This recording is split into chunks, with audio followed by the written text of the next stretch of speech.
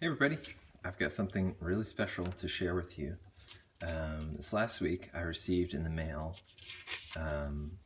this comic and a letter from a little friend.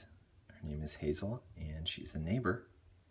She wrote to me and she made a comic for me. This has been absolutely one of the best things this whole quarantine season. Just the ways that people who don't normally communicate with each other because they're local. It's in their neighborhood. And she took the first step. I've been wanting to kind of do a comic to just share with my friends' kids. She shared a comic with me. And I'm going to respond to her comic with my own comic. I'm going to build on what she's done. I'm going to make a next chapter. But first, I want you to read the comic. I'll read it to you. As you can probably read, it's The Princess and the Prince. And first panel, we see our maiden crying help with 2 L's. This wizard man is touching my hand. This evil wizard, takes her, puts her in at the top of this tower, and she says, "If this is all you want to do with me, then fine." She's resigned herself to her plight. She thinks, "Hey, this could be worse. I'm okay with this." What have we here? Clop, clop, clop, clop, clop, clop. Oh, I think it's the prince. Look at him. He comes riding on his horse, and he says, "I'll save you." And he fights the evil wizard. He uses magic, and he ends up killing the wizard. There's some blood there, and there's definitely some kissing going on between the prince and the princess. And I think this is just fantastic. It's the archetypical story, and it's wonderful. I have no intention of subverting her expectations in the next comic. I'm not modern. I'm not postmodern. I'm a very romantic, classical thinker. And I have a very fun next chapter that I'm going to do. And I want to walk you through my process of doing it. And I'm just going to build on this six panel grid. I'm going to take her characters. I am going to, design them and draw them how I would draw a comic. And I'm really excited. This is just something that's going to be fun. It's not going to be super polished, but I have fun by making things look beautiful. So I'm no intention to kind of draw in a kid's style or a kid version. I think her drawing is wonderful. And if she keeps drawing, she's going to get better and better and better. But for me, I want to give her something that is going to delight her, make her happy and excited to keep drawing. So I've already started kind of drawing the characters. Here's the prince. I started, obviously I kind of start at the top of the page and work my way down. So it's sort of a timeline, just seeing this, very simple kind of prince faces, maybe getting a little bit more realistic, maybe a little bit more older. This felt a little too old. I kind of like this one, kind of a grim knight who's on a mission to save a princess. And so I am just really excited about this video. I don't know where to start, but I do know where to start. I collect a lot of books, and I love illustrated books, and books about knights, and all sorts of things. I have a lot of a collection, but I definitely pulled these because I want to build and elevate this story, kind of classic knights and evil wizards, fair maidens, powerful wizards. I want to pull from the best kind of tradition of illustration, and I've been wanting to kind of share the books that I've been buying. I love books. I love illustration, and I am a cartoonist. I'm making comics, and I do like comics, but I have far more books than comics. I'm actually not sure. I have a lot of comics now, but I've been watching a lot of Cartoonist Kayfabe, and it's a YouTube channel. Ed Piskor and Jim Rugg are two cartoonists, really professional guys, and they share a lot of their knowledge through reviewing old comic annuals or magazines, and also the comics themselves. And they interview people, older cartoonists, not so much current. Well, yeah, definitely current too. Just it's an interview and a show and tell kind of. And if you like comics and long form videos, definitely go check out their YouTube channel, Cartoonist Kayfabe, and buy some merch of theirs. It's pretty cool. But all to say is, I really like what they do. Just this kind of show and tell, and I kind of want to do it, kind of a lo-fi version of that myself. And it's just me, so it's probably going to be a little bit more boring than two guys. And they're also more experienced, and I think probably smarter than me. So you probably hear me like kind of babbling over illustrations and just saying, "Oh, that's nice," but I hope you find some substance. So this is King Arthur and the Knights of the Round Table. I haven't read a whole lot of King Arthur and the Knights of the Round Table, or King Arthur lore. I'm really pretty shoddy in my knowledge. But this was illustrated by Gustaff Tenngren, and this is the reason I bought it. He is a classic Disney illustrator and concept artist, and also a professional illustrator in his own right. And I just love his take on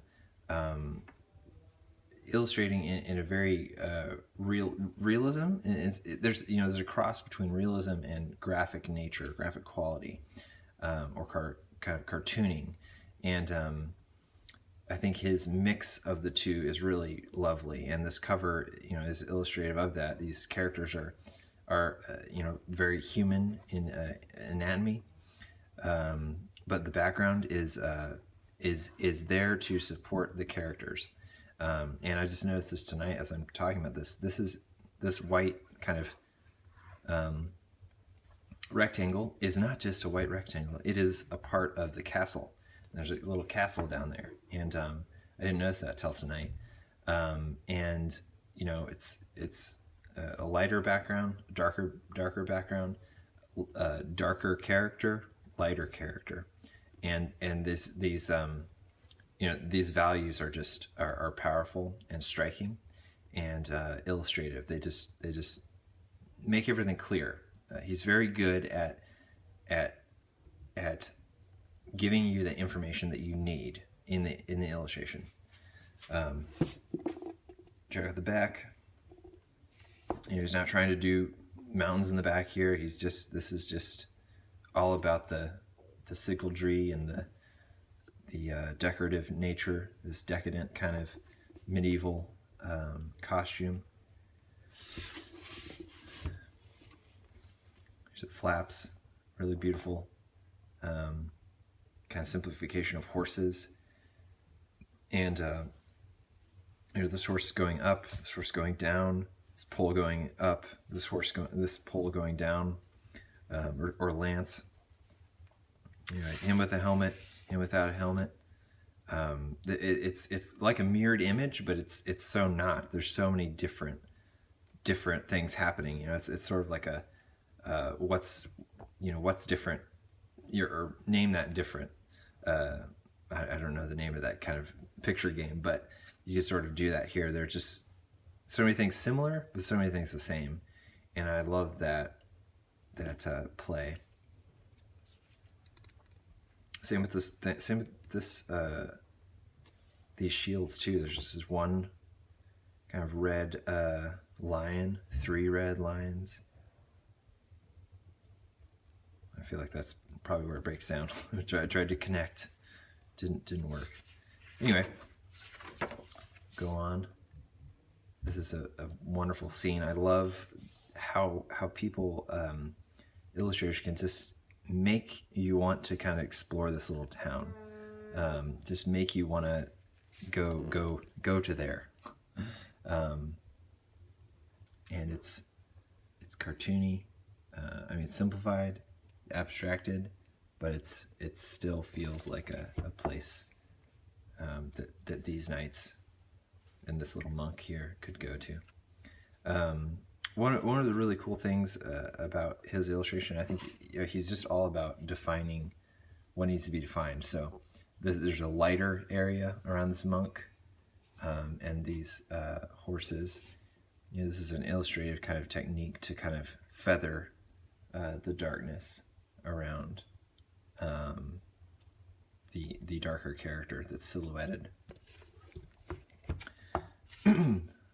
So illustrated by Gustaff, but retold by Emma Stern and Barbara Lindsay. These are fun, kind of just chapter heading kind of pops of illustration.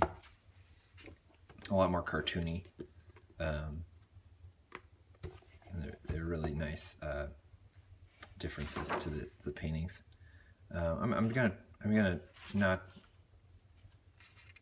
finesse over everything. I'm not, I'm pretty young as an illustrator, as a cartoonist, and I don't know a whole lot of eloquence, but I can tell you what I sort of like in pictures. So if I see something to talk about on a particular image, I will. There's a funny dragon. This is definitely, just thinking about this, like, it's not realistic that this could happen, that this horse would be, this would be happening in one kind of scene. But that's illustration. You're creating something that's readable and dynamic, and he does that just powerfully.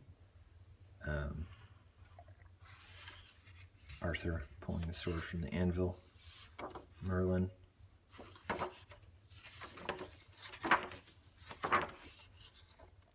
Wide shot. My friend and I were talking today, and we were kind of discussing about this importance of pulling out from a scene. We need to pull out from it, and really competent illustrators can make a scene still very interesting, even without a major character, in the foreground. I think a lot of beginning illustrators, I certainly started illustrating off with characters being, central, and really the scene is not as important or as interesting than the characters. I was just trying to sort of figure out the characters. So it results in a lot of like mid shots and close-ups. But I think really competent illustrators can give you a really powerful, interesting background and architecture.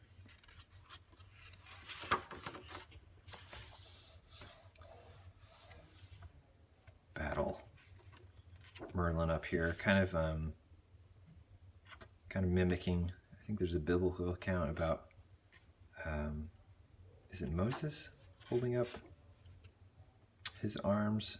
And as long as he held up his arms, God gave the Israelites strength to win the battle. I think that's how it goes. I could be wrong about the character. It's Moses or Elijah. My Old Testament knowledge is not great.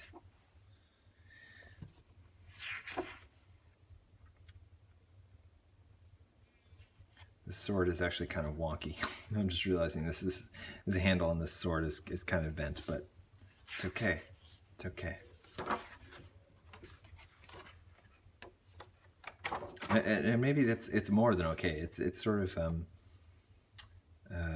it's illustration. It is.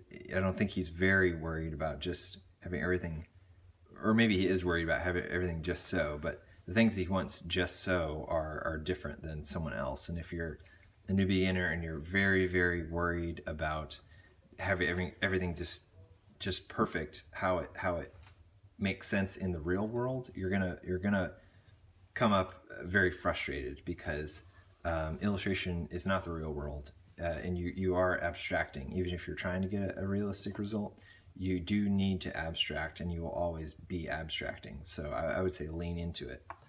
I certainly do. And think about the picture plane as a flat plane, and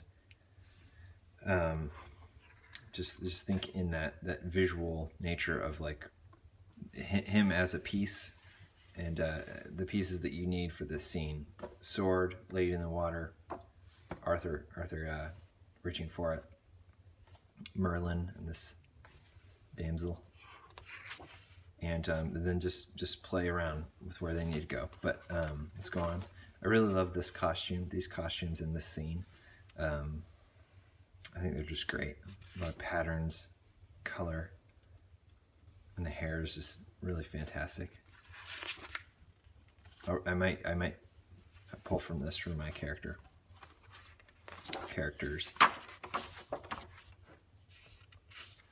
Lion attacking a knight. I don't remember that particular adventure. Battle. Hot reds. Colors is just very important actually in medieval society.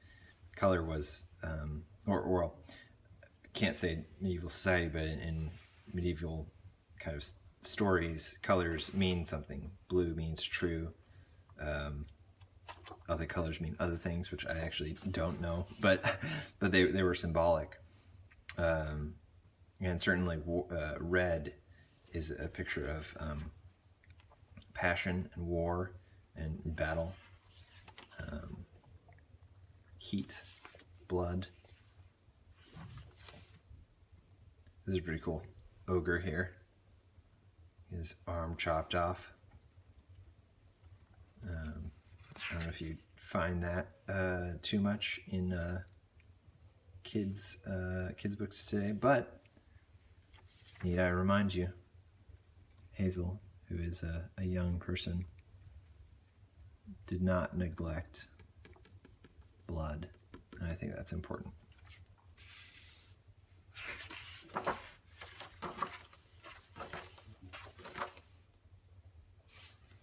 Sayonara, old man. I'm gonna go to town with this old man. All right. I have no idea what's happening in this illustration. A feast is being prepared. All right. This is an illustration I was excited to get to. I just love the powerful nature of this, and it's pretty surrealistic. The background, it's muddied, and this castle here is sort of floating in that mud, and it's kind of ambiguous. It's got some red, got some green. It's muddy. He's white. He's darker. It's dark blue, and they're getting ready to battle. He's got a broken sword, but I certainly would not want to fight him. But that's the point. You don't want to fight someone, but you do because you're a knight, and you're there for justice. Sometimes I'm sure there are quite a few knight stories which have not resulted in the knight being living up to his code, but the code is still there, and the knight is judged by his code. So he's not off the hook if he does something bad. This is an interesting, again, very abstract. We don't get any texture of the floor, but we don't even see the floor really.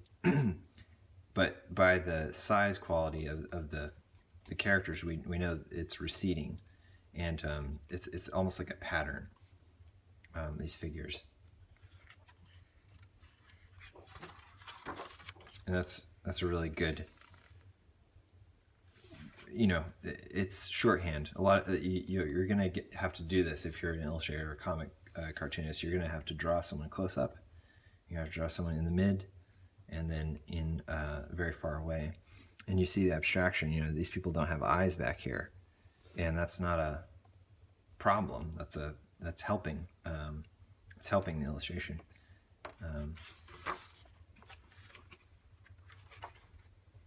This is a cool one. Merlin's getting placed under the earth by this woman. I love her hair. Just, it's very evocative, very powerful. Swirling like a storm. There's sort of just, there's a lot of storm motifs here. There's lightning, hair. Even this, though this is maybe one of the brightest illustrations, it's kind of one of the darkest subject matters or events, I feel like.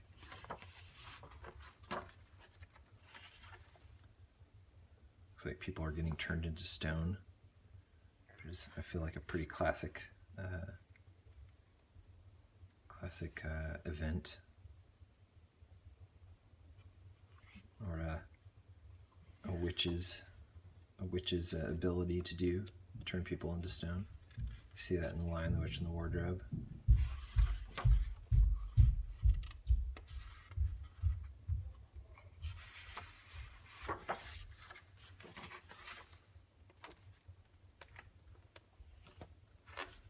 Very green scene. This is interesting. We've got all types of interactions here, all types of expressions. This despair, kind of surprise, maybe fear, triumph, all in one image. And that's a really important thing. I think Miyazaki goes into quite a lengthy amount of pains to illustrate the differences in people by their expression and their movement. And I think that's a really hard thing to do. It's a very time-intense thing to do, but it really sells an image. Makes you feel like you're in a real place. Got some more blood here, and Gustaff does not neglect the blood channel here for the sword. I've always heard that called the blood channel. Maybe there's a more technical term here for a sword, but there's this sort of channel in the middle of a sword that blood can kind of flow down, and definitely in action there. All right. So this is an interesting one. This is what I think of as stacking. He's illustrating so much happening here, or so little. I mean, you can kind of think of one thing happening, which is war, a battle. That's one thing, but in that there's subcategories. There's sort of the defeated, the fighting, more fighting, and then the fought for.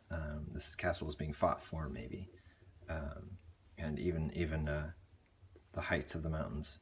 So this is working sort of by stacking, and this is informational. It's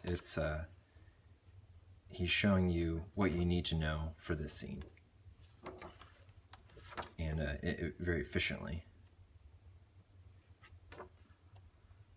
And abstract, very abstract. This is even more abstract than the castle before. These steps up here, they're huge, or small, depending. The scale, the scale is more like a guideline. It's not there. It's there to be used effectively, not to be a slave to perspective. If it works, it works. It's a very different scene, very calm. The colors are calm, blue, serene. Merlin's, I think this is Merlin. Everyone with a beard, I'm just calling Merlin. Anyway, he's got this staff here that's pointing down. He's looking at her. She's definitely the focal point there.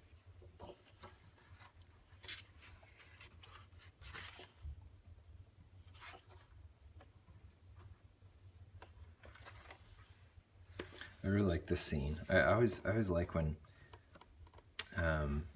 knights or like, I don't know, heroes are kind of bedecked in sort of one color, whatever that color is. In this instance, it's white. There's little subtle variations of like texture. It's got, his armor is white, his clothing is white, his kind of, there's leather bits in there too. But I always like that. It's a very interesting.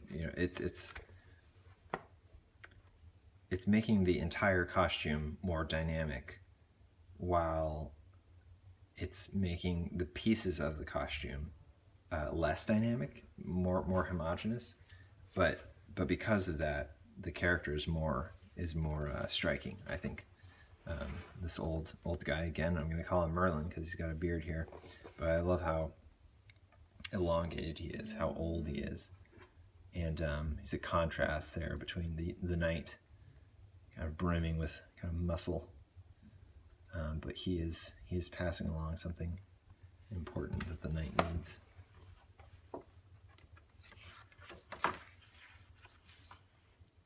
You want to taste my fruit? No way!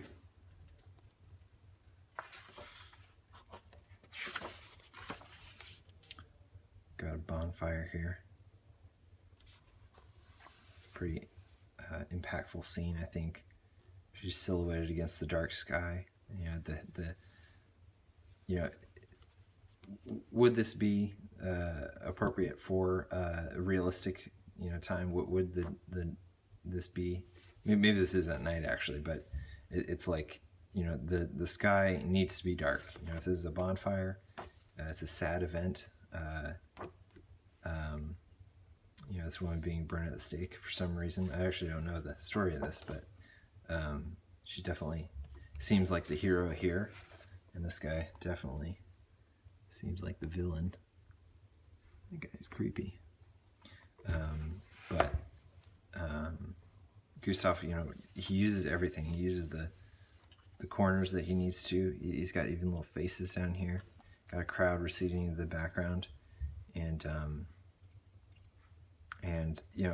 it just these things too. Putting a cage and bars and barring up these windows. It's adding things to suggest that this is she's trapped, and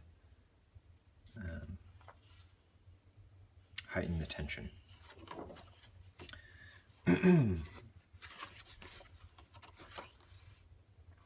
War scene. On the opposite spectrum, this is a very this is certainly not a glorification of war. This is I would say a very realistic, emotional representation of war and of death. Something I'm particularly emotionally drawn towards, this sort of gaunt, skeletal figures. This is really graphic stuff, but it's got to be there because it's important to the scene. If it's information, you can't. I think you can't hold yourself back from drawing something. And this is a children's collection. I think it's important to show certain things that might even cause nightmares. I mean, call me crazy. I had nightmares as a kid, but I am here today, and I had a mother and father to go through, and could help me work through my fears. And it's not a bad thing to fear certain things, to know that there are things out there that should be feared, like war. All right, King Arthur's death, it looks like. Kind of eerie.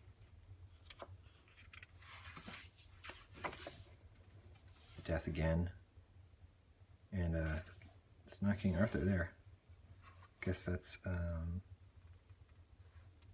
don't know. I'm looking down here. I don't know who that is. But I love this image. No faces. She's the only face. These horses are very, it's almost like the, what are those called? Kestrels in Harry Potter. Black, morning, clouds, kind of a hopeful sky. It's somber, but kind of hopeful. Very calm, quiet. You can kind of hear the wheels turning. Well, that is this book. I've got several others. I don't know if my voice will let me talk about them right now. I'll probably split this up into several parts, because I've got a lot to share, and I haven't even begun drawing yet. So I will probably share these books. This book is something I'm particularly interested in going through. It's Dictionary of Chivalry, and illustrated by Pauline Baines. She's a fantastic illustrator that illustrated the Narnia books, to name the classics. But she's just a fantastic illustrator in any medium. I mean, she's got just this beautiful ink drawings, and let's see if we can get some paintings. These are a little muddy. Maybe they were reduced too much, but that's pretty clear.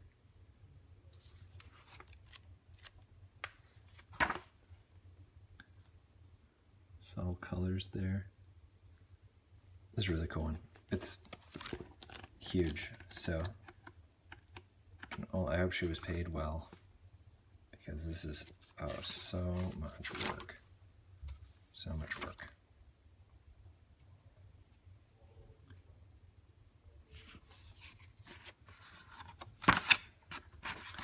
But anyway, all right.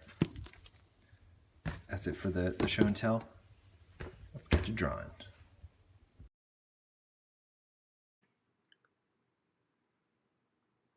All right, I'm going to speed this up and just talk over it a little bit. This will go for about 4 minutes, and I hope it's interesting to see me draw. But whenever I watch drawing videos and there's nothing going on behind it, or even if there's music or something, I just get really bored and end up leaving the video or something, because I'm kind of after information. I'm most interested about what the artist is thinking about as they're drawing. And this is going super fast, so I'll probably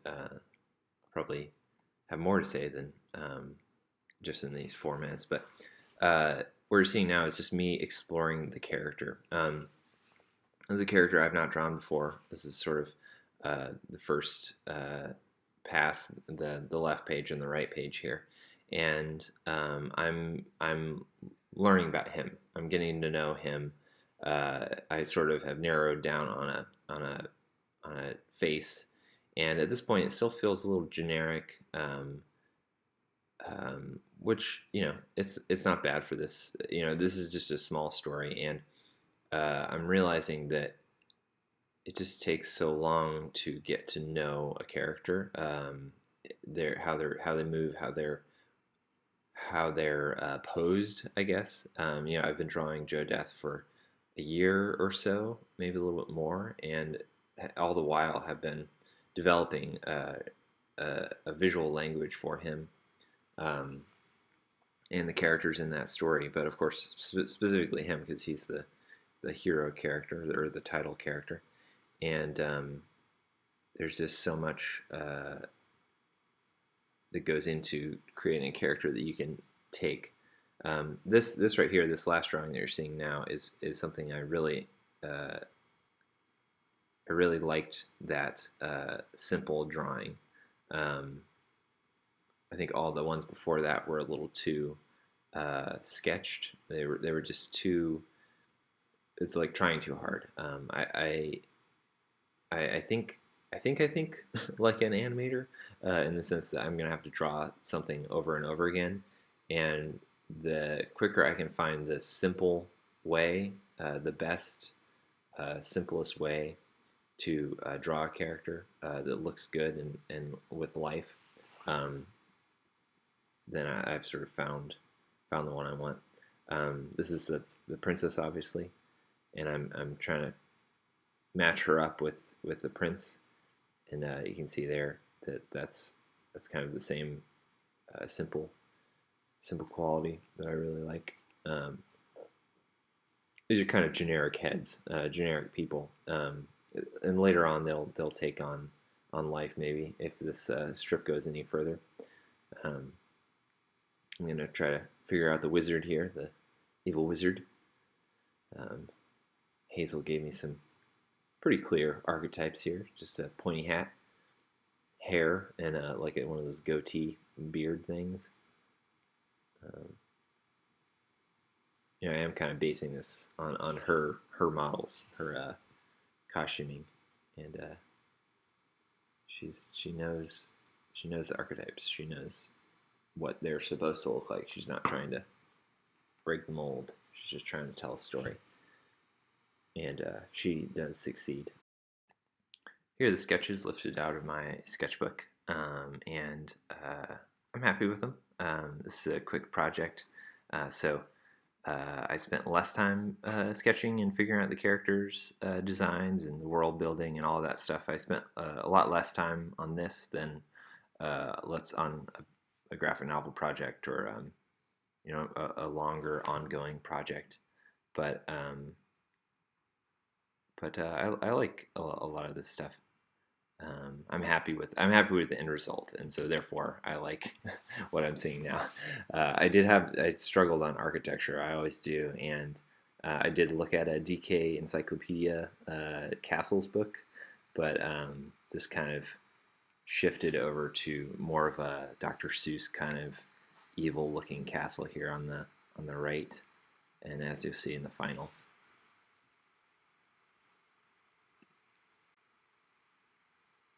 So these are the layers that I'm working on. This is the first layer, and I built this template in InDesign, printed it out, put all the words where I wanted them to be, roughly, in the comic. And this is the first pass on layout bond. I'm just drawing with a mechanical pencil and trying to block out the shapes and everything. And then second pass, things are tightened up a little bit, kind of working in the details, experimenting with some of the clothing fashions, the expressions of the characters. And this is the third pass. Not a whole lot changes here, but instead of just erasing and I'm trying to find options for just what things could look like. This is the final line, and as you can see, it's just cleaned up a little bit more. It's on marker paper with a 2B lead from a mechanical pencil. Okay, I've got my comic drawn and scanned into Photoshop. I haven't done anything with the file layer. I'll show you how I separate the lines from the paper and start to put in values. I'm probably not going to color this one. I'm probably just going to keep it black, white, and gray. I really want to keep this sort of lo-fi kind of basic. I want to get stronger at just working with drawing and values, and color. To me, color is always just an added bonus. It's just like polish. It's important, but it's not all important, and it doesn't. I don't know. I'm not really that interested in it, so I'm just gonna do black, white, and gray. I think we'll see. I don't want to lock myself in, but I'll show you how I do that. First, I do want to show you what I'm sort of looking at to kind of base this. So this is kind of in the tradition of just a classic adventure comic strip that you would find in a newspaper back when they did this. And particular favorite of mine is Russ Manning's Star Wars stuff, and his stuff is just really clear, clean, classic, and I haven't done this in the what I'm showing you. I might try in Photoshop to mimic some of these things, but I'm just a different person in a different time, and the things I am able to do and care about doing are different than good old Russ Manning. But his stuff is just brilliant, and I wish that I kind of was working in the tradition of like ink on Bristol, like this is here, and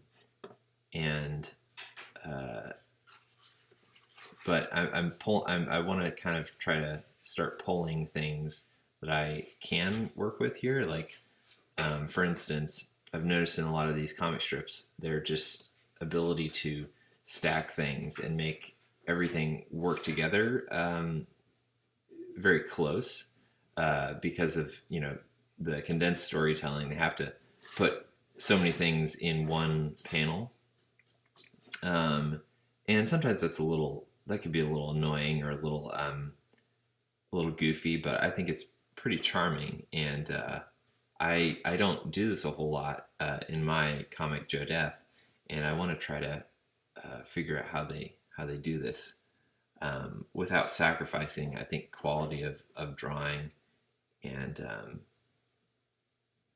they're just really packed images, but they're still doing even in this small box, there's this really wide shot here, these little figures, and he's able to just convince me that these are people, and these down here too. So simplification is really good, but then he's also zooming in and showing me this expression shot, and also these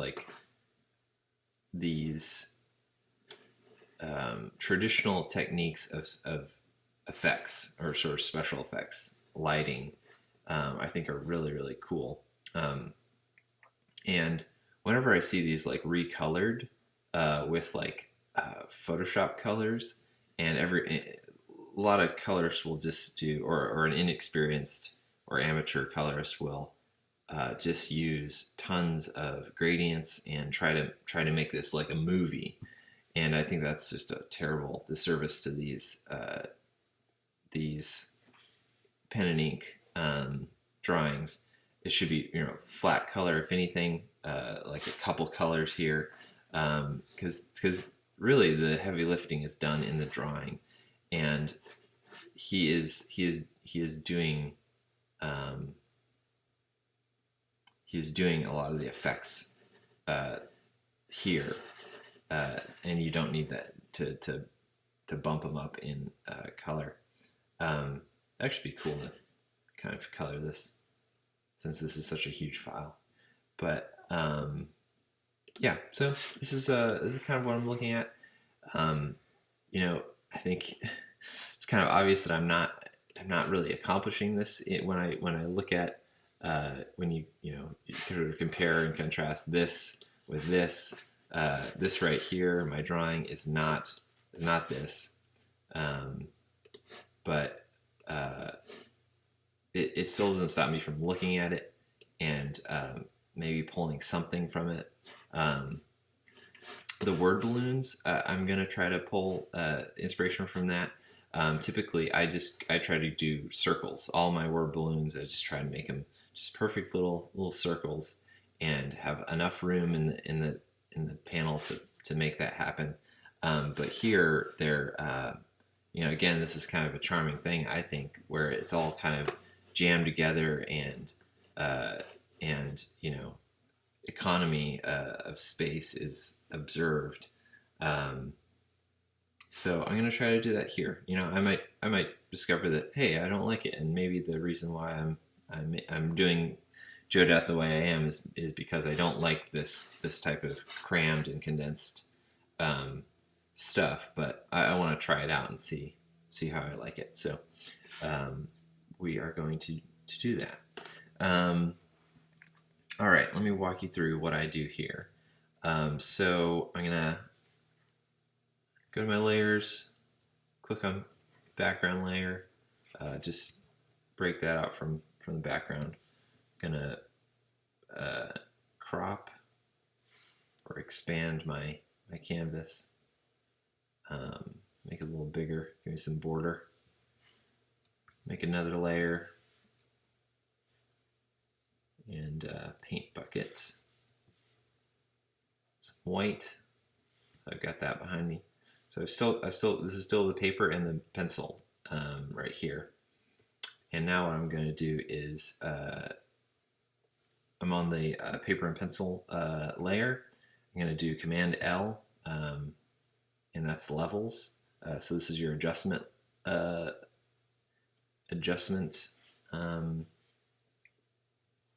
tool, and I'm going to bring the blacks closer to the highlights. And somewhere in the middle, you can see as on the screen, maybe you can't, but the lines are getting darker and the paper is getting wider.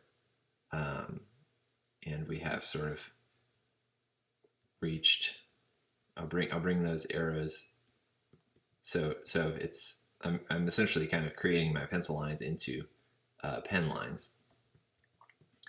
And I check it out, see if I lost, did I lose more of the line than I wanted to, or did I gain more of the line? I feel like I actually got, the line got too big, so I'm actually gonna probably try that again. Command L, and bring down the whites to about 235 or something. Bring the blacks up to that. Keep going. This is sort of a find a middle ground.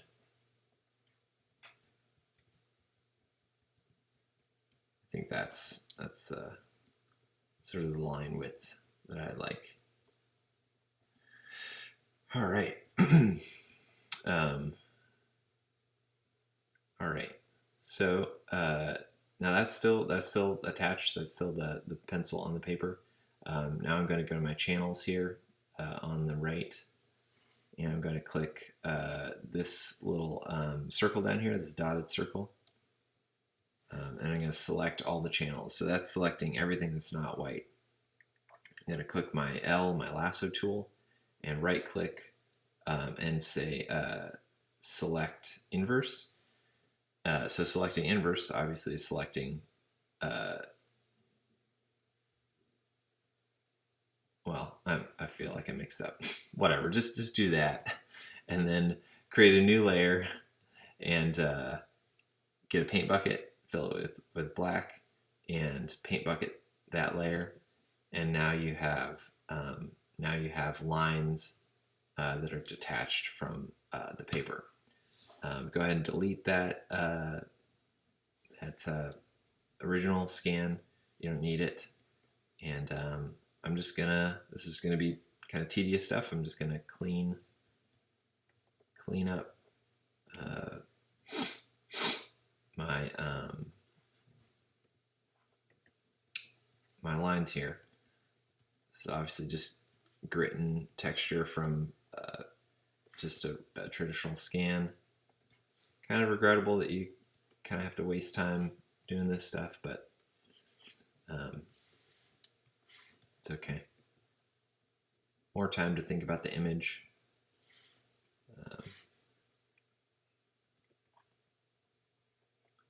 Probably just speed this up.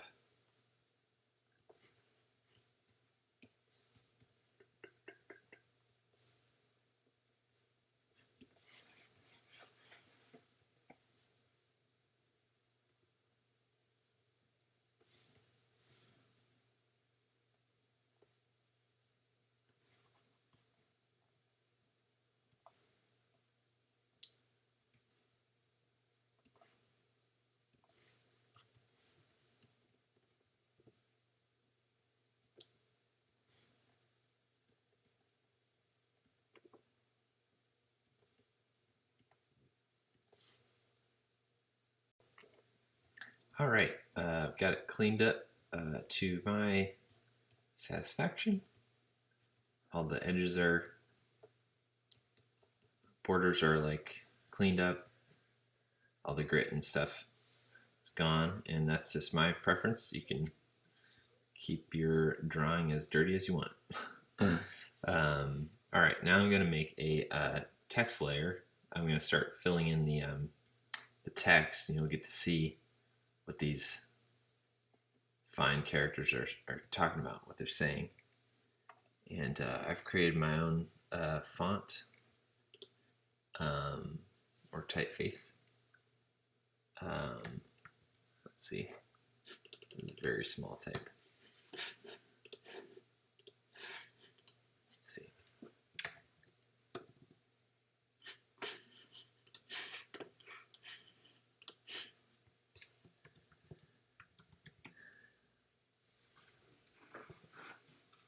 So as you saw in the last comic, the evil wizard trapped the princess in the tower, and the dashing prince, the brave prince, comes and saves the princess from the evil magician by killing him in battle.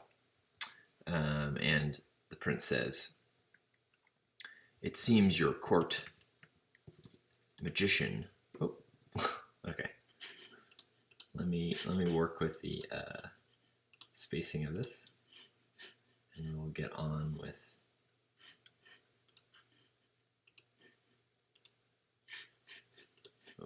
the narrative.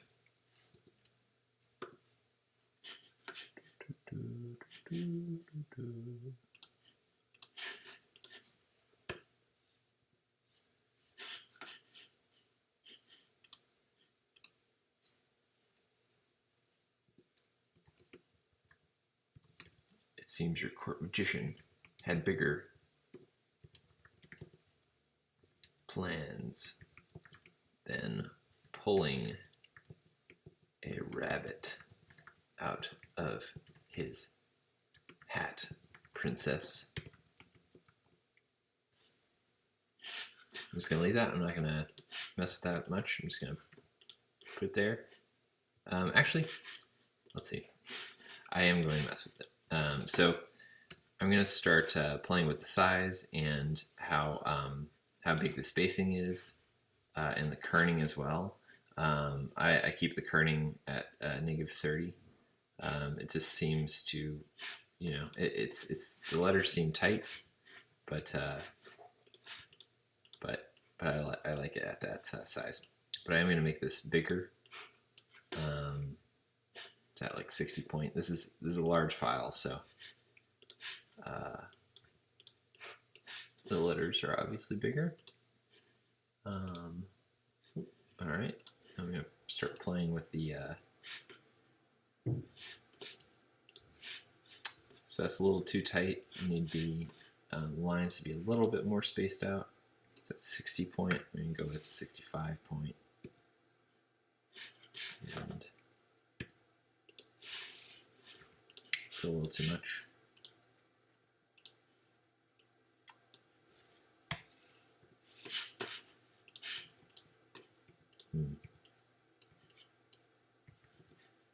Probably gonna make it a little bigger. And start kind of stacking the letters how I want. And I'm gonna keep it in that kind of blocky style that the classic strip had. Princess says, "It appears he was a dark sorcerer."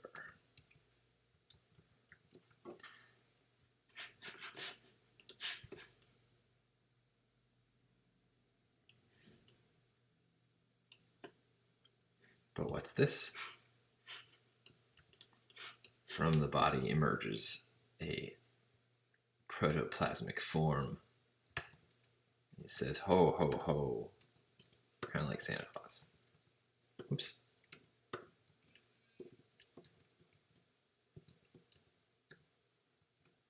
Ho, ho, ho. his text up. You think your love strong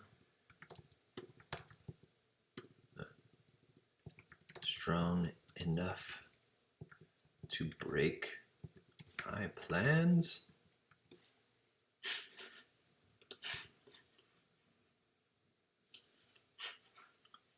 Where should I put this? Maybe I'll put the ho ho ho.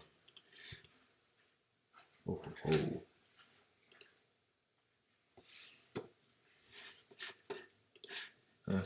Thought about breaking that up. Maybe I'll keep it in the same text box. Ho ho ho.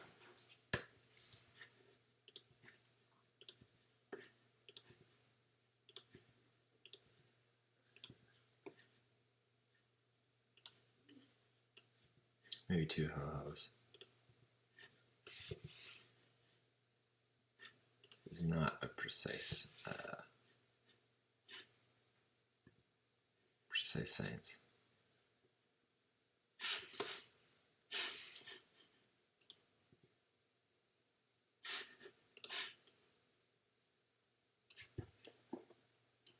So it might be that I'll reduce this guy if I really like this area and I don't want any of him cut off. We'll see, but it's still a fluid process. Now these 2 little people sort of switch the camera. She says, "The wizard's spirit," or he. I don't really know at this point. Spirit. The wizard's spirit.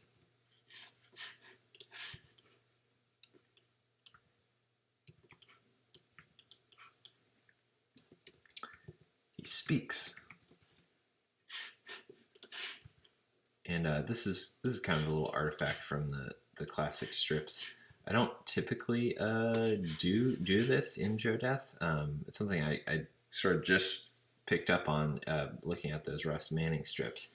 Is to have, you can have multiple people talking in one panel, and this sometimes I do this, but very rarely in Joe Death do I do this. I usually opt to see the character's face up close, see their expression. But for this, it's like you don't really need to. I mean, you can kind of tell that they're surprised by the exclamations and just their body language a little bit, and you kind of get it.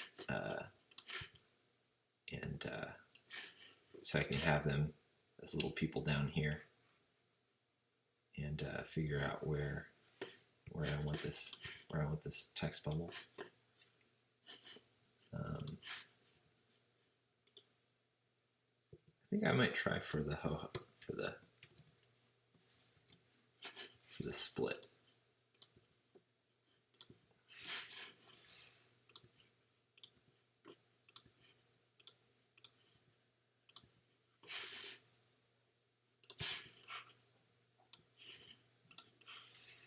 So, of course, I don't know Russ Manning. I don't know, what other people do or think about when they're constructing these things. But a lot of times, there's a flow of reading. So, if I'm American, I'm reading from left to right, top to bottom, and if I can make it as easy to follow the flow as possible, then I will. So here's the first, second, third, fourth, fifth, sixth, and it kind of goes in that type of looping motion.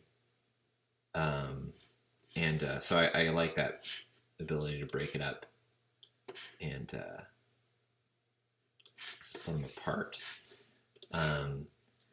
Now this in the middle kind of breaks that. It kind of goes, you sort of start at the top and go down. At which point you could decide to go to the left or the right. But I think readers will be smart enough to see this as sort of a set piece, and then they'll go on to this guy here. And pretty sure he's going to be too big for the text that I have written for him here. So I'm going to select all his lines and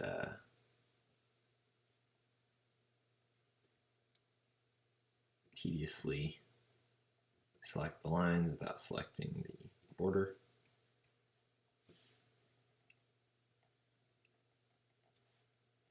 And then I'm gonna layer via cut, reduce him down a little bit, maybe even shape him a little bit, bring him a little wider.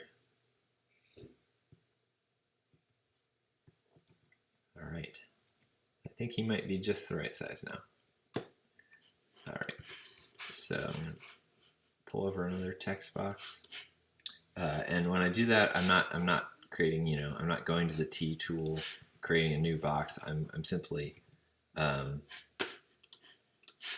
hitting V, which is the arrow button, and I'm holding down Option, and I'm pulling the previous text box, and that has all of the specifications that I've gotten, so I don't have to do that whole paragraph style and determine how big the letters are. I'm simply duplicating, which is a pretty simple step, but I want you guys to know what I'm doing. So Wizard says, "Yes, little miss." Very condescending, little miss. I have already begun the spell of undying.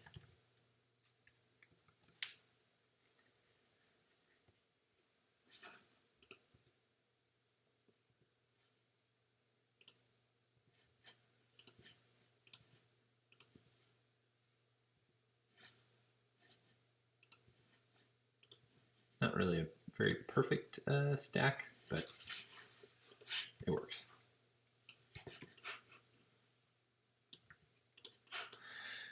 All right, behold. I'm just going to start monologuing here. I placed you in this tower to summon a terror far greater than myself.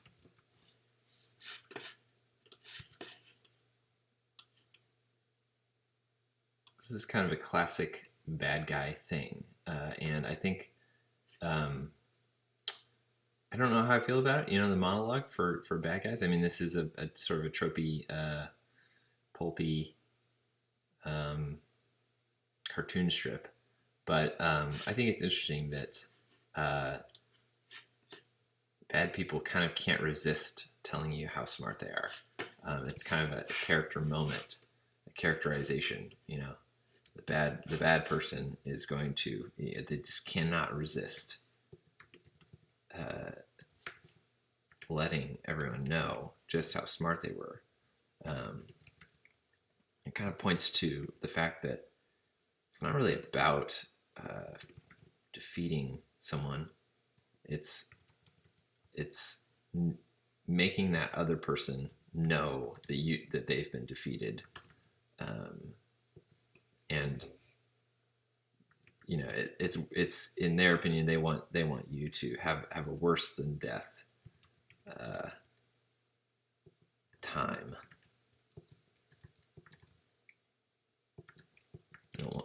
They want to kill you, but they also want you to know that they're the ones killing you and that they did it so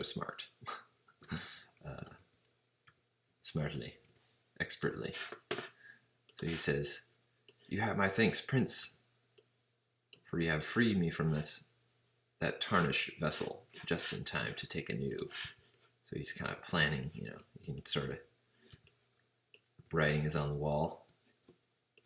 I'm gonna make this bigger because we've got room here, and he's shouting, so I have room to make that bigger. He's sort of planning it, I think you know what he's planning. but we'll see. I'm gonna print this out. Gonna give it to Hazel, my friend, and see what she writes back to me.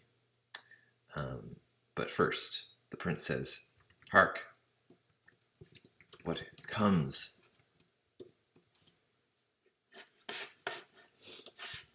Princess says,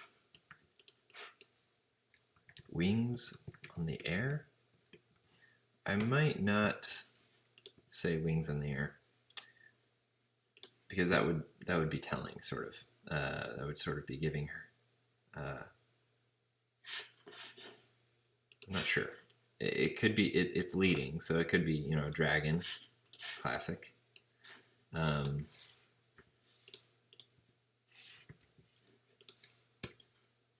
But what if she wanted to make a giant slug? Would the giant slug have to have wings? Now that I've written that there was wings, So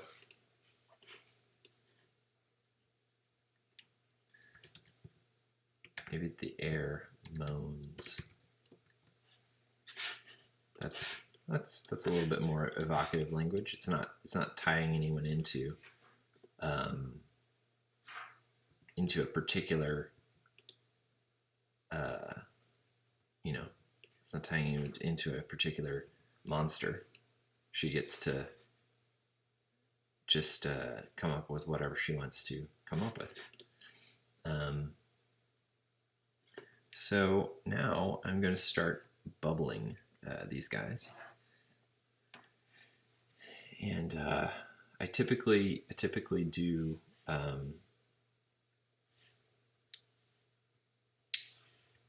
use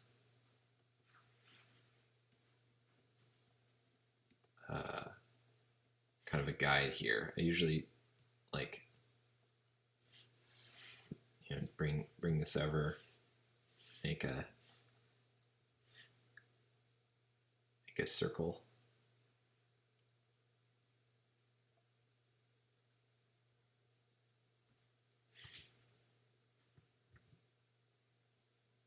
Place that around and then trace that circle. And so I typically do. And I might do it with this, but I wanted to try that a little bit more organic type of lettering that good old Russ had going on. And so to do that, I'm just going to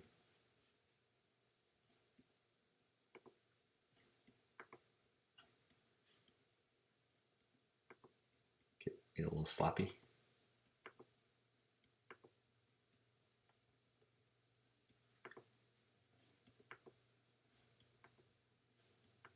And let's draw this one line over and over and over again.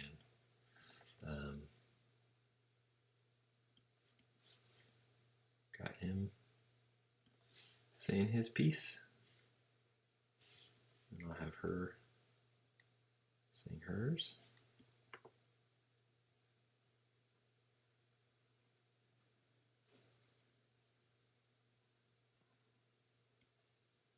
So Photoshop bubbling, I feel like is not great for this because, well, number one, I really hate drawing on Photoshop.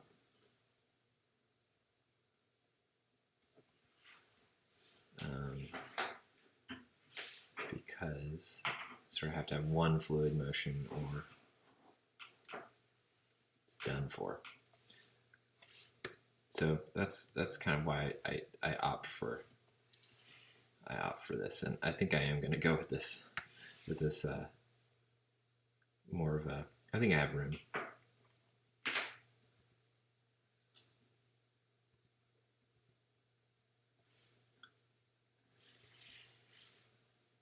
think I am going to go for more of a perfect circle kind of thing.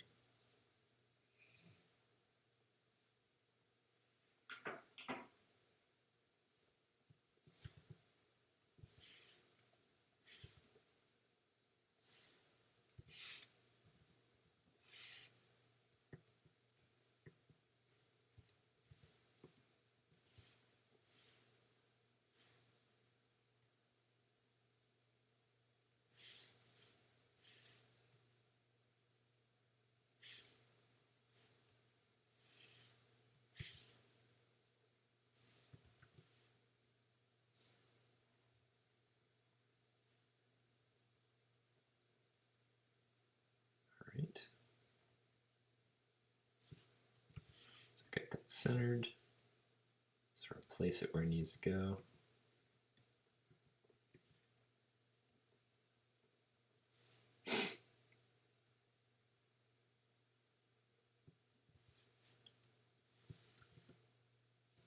Make that a little bigger. Got room here, so I'll give it a little bit more white space.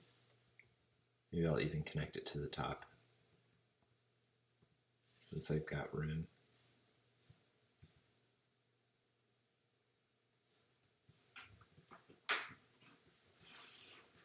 Got room.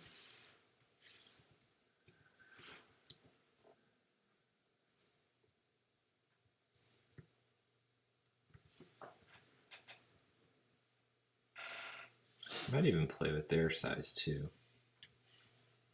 just to give a little bit more to the image. I think I might just make them a little bigger. Why not? There's nothing, kind of giving excuse for not having a background here. The focus is all on the characters.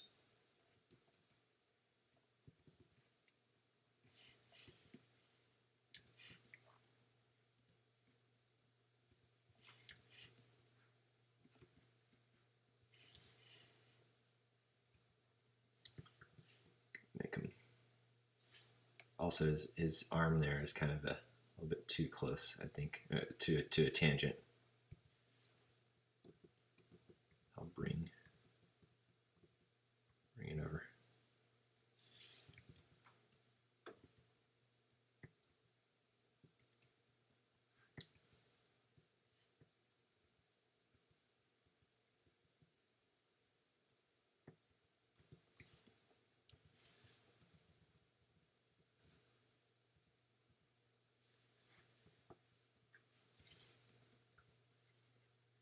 All right, I like that.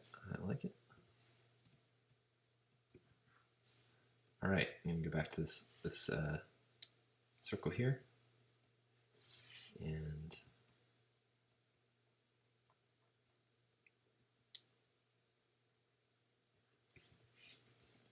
start tracing. I'm gonna get so I'm using Kyle T. Webster's brushes, and the chunky charcoal works well. It matches up with my pencil lines. Let's see, I'll get it about, maybe like a 15 pixels, and I'll just try to stay on this line. And I have a guide here, so it's a little less what do you call it?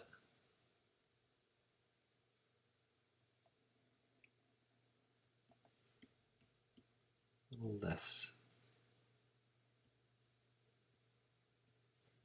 whatever, I don't know what I'm saying. A little less necessary to do it all in one stroke like before. All right, I'm gonna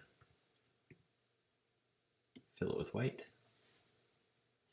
I'm gonna do the same with her balloon.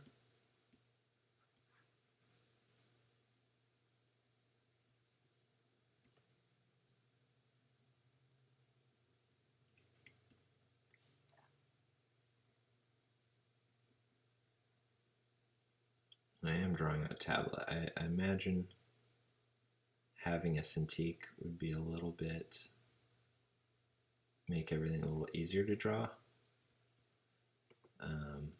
for digitally drawing. But I've never really enjoyed the experience of drawing on a Cintiq. Done it a few times, and always makes my hand hot. My hand gets too hot.